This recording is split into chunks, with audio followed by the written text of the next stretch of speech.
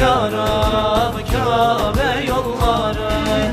Nice aşıkların gönlünde ya Rab, ne güzeldir ya Rab Kabe yolları.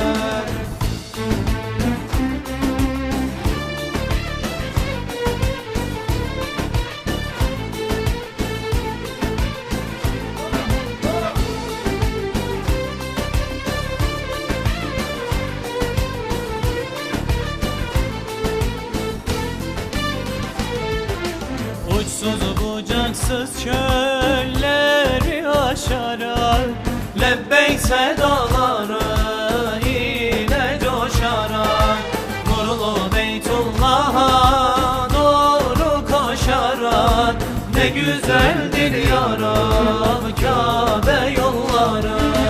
Nurlu Beytullah'a doğru koşarak, ne güzeldir ya Rab Kabe yolları.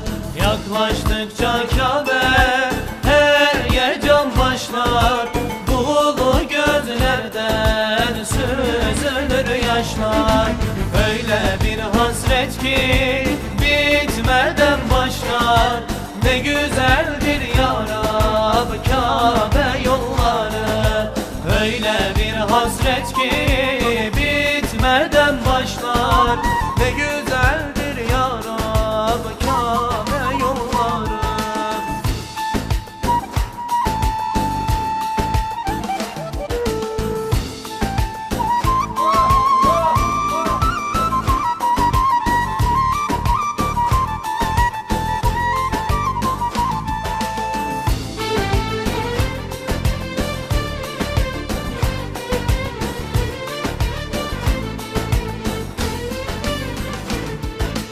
Vardım huzuruna, şükürler olsun.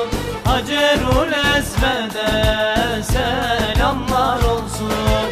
Gönlüm Beytullah'ın nuruyla dolsun, ne güzeldir ya Rab Kabe